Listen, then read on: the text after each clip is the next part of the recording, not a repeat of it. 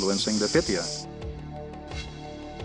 Theories about an intoxicating gas had been discounted after the excavation of the Aditon in 1913.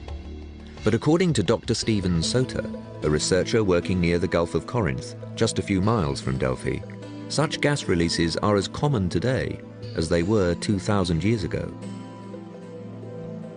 This whole region seems to be subject to gas emission through faults connected with earthquakes. We found a number of giant submarine pockmarks or craters on the seafloor that showed evidence of gases coming out of the ground of the seafloor, having formed them. In geological thinking, gases are associated with volcanic areas or areas of hot springs, and we don't have that here. But we do have this spreading rift where the crust of the earth is pulling apart, and this produces fissures that extend deep into the earth, and this is an area which allows fluids from those depths to work their way up toward the surface. It was this common phenomenon the French archaeologists might have missed. They found just one layer of clay after the other and one layer of rock debris after the other, and they became quite disappointed, and they dug deeper and deeper into it, and then they said there is no big cave. But the Greek word for cave can be translated in different ways. It can also be a fracture or a vein or something like that. To confirm his suspicions, de Boer re-examined the original photographs taken by the excavation team. And so I went over those photos, and I saw that in those layers, actually offsetting some of those layers, were cracks that were probably not more than ½ an inch to an inch wide. And they sort of ignored those as insignificant cracks, they call them, that were running through there. And that's, of course, the most perfect fracture that you can have for water to rise up and for gases to rise up. But what kind of gas could have caused the trances, the frenzy, and the prophecy so long associated with the oracle? If a chemical culprit could be found, science would come one step closer to solving this ancient riddle.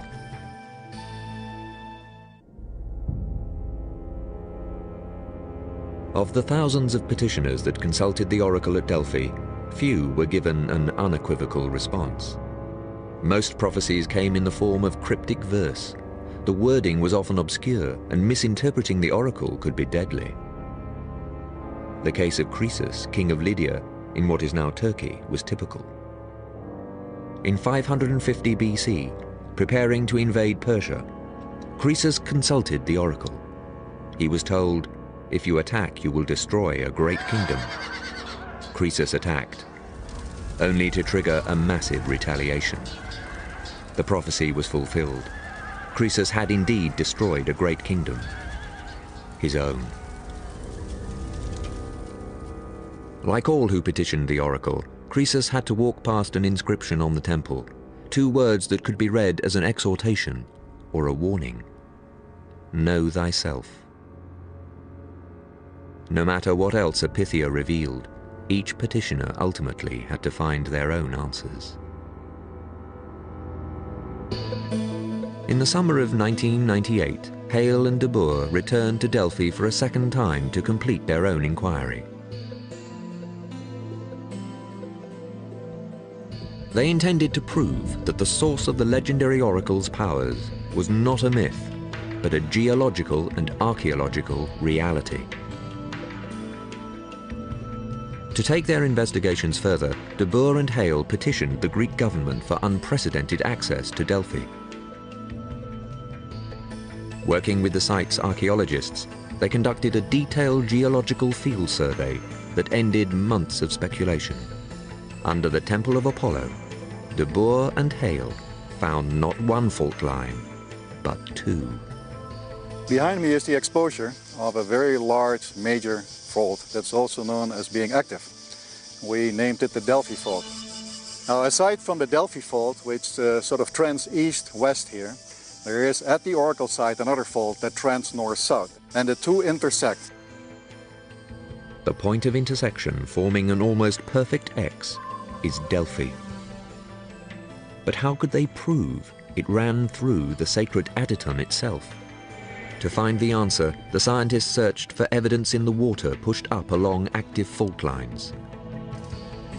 One of the first things we saw were big mounds of a rock, which is known as travertine, which is a rock that is formed above springs when the water, which is warmer and at deeper level, comes to the surface and cools.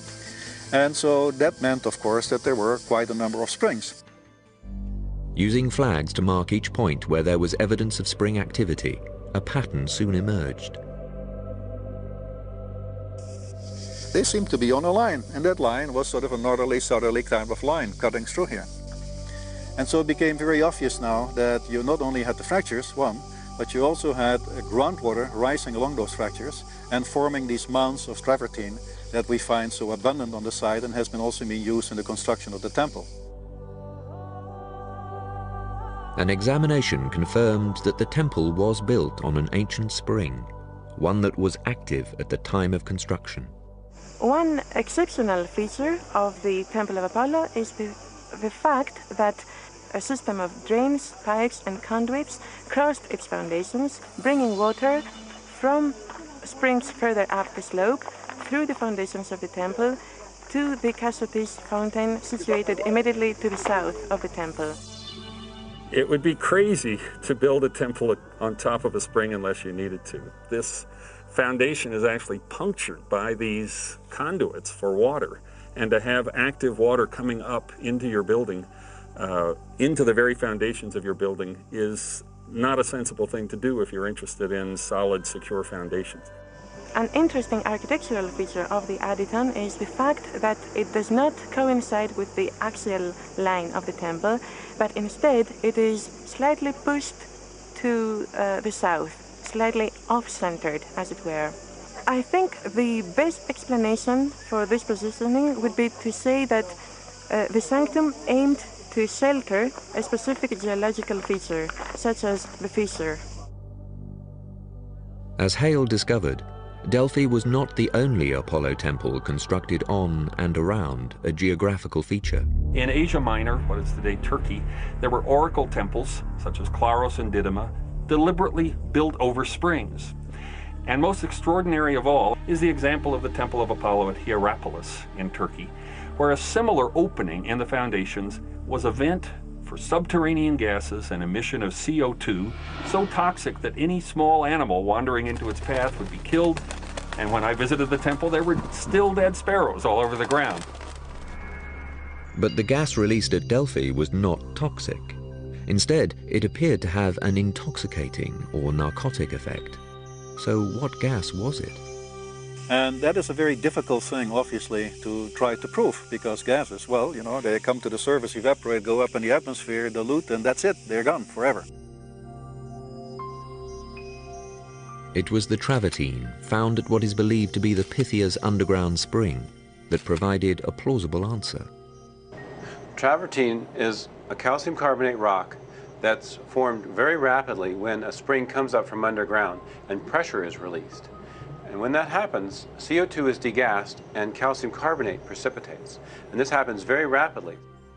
This travertine material that you see in here actually is extremely porous. It's like a sponge.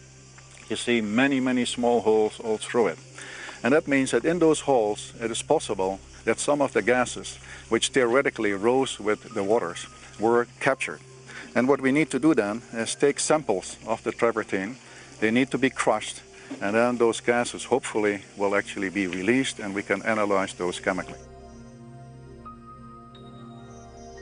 Environmental chemist Geoffrey Chanton took water samples and tested the travertine. We took these rock samples and we chopped them up into small little pieces and put them into a flask. First we dissolved the rocks with acid because it's a carbonate rock, and so in acid it's quite soluble and it dissolves and liberates all the gases. What Chanton found would go far to explain the mysterious events at Delphi, but only after his scientific quest took several unexpected turns. Little is known about the lives of the priestesses at Delphi. They were kept in isolation. Their bodies were inviolate. On the ordained sacred days that they entered the Aditon, they underwent fasting and purification to help calm and prepare them for the ordeal ahead. The ancient rituals were violated only once, and it led to disaster. On this occasion, a very important set of people arrived on a wrong day. They forced the woman down, even though she knew it was the wrong day. Prophecies were only supposed to be given from the tripod, inspired by the god, through the voice of the Pythia on the 7th day after each new moon. Why those specific months? That may have something to do with the amount of water and gases that come to the surface. The Pythia, of course, went into this small, narrow room never knowing really how much gas there would be. And under most normal conditions, there was just a little, enough for her to go into this euphoria. In this specific case, most likely, she was poisoned by too much gas. Plutarch describes it, she was like a laboring ship. She was in heavy seas. She began to rave, to shout, to thrash about, and she ultimately rushed toward the doors, threw herself against them, and the priests and the consultants were also frightened. They all ran away. When they came back, she was lying unconscious on the ground. She only lived a few days before she died. What type of gas produced such a lethal effect? In his laboratory in Florida, chemist Jeffrey Chanton found the first clues in the travertine sample. We found that there were traces of methane and ethane in this rock that was deposited on the walls of the temple where the spring came up inside the temple. Methane and ethane are organic solvents, hydrocarbons closely related to propane, butane, and other common household flammables. When inhaled, they act as both an asphyxiate and an anesthetic, depriving the brain of oxygen. When abused, they can have devastating effects on the nervous system. Could these substances have caused the Pythia's trances? The team then called on toxicologist Dr. Henry Spiller. At the time, I was working on a study of inhalant abuse across the United States. Huffers, sniffers, people who would put it in a bag and try to get high on it. It's a real serious problem in the United States. One of the things we found was of the substances, which are many, the active component that was most commonly sought after were various hydrocarbons. Propane, butane, gasoline was very prominent. Plutarch's account of the death of a Pythia closely resembles symptoms of an anesthetic overdose. Well, one of the problems that we know about anesthetics is that it causes nausea and vomiting. In fact, one of the rules of present-day surgery are don't eat after midnight on your day of surgery. Forced into the Aditon without fasting, the Pythia ran a serious risk.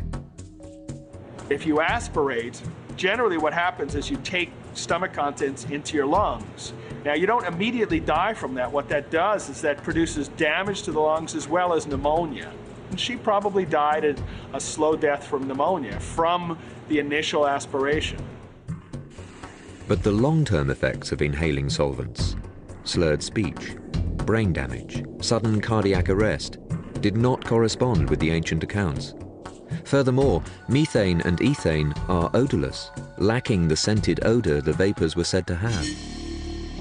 The team hoped water samples taken at the temple site might yield another clue. We also went ahead to the Temple of Apollo and we sampled 2 springs there. The one above the Temple of Apollo that used to come into the temple, and that also had high levels of ethane and ethylene, which was surprising. It was still in contact with those hydrocarbon chemicals deep within the earth.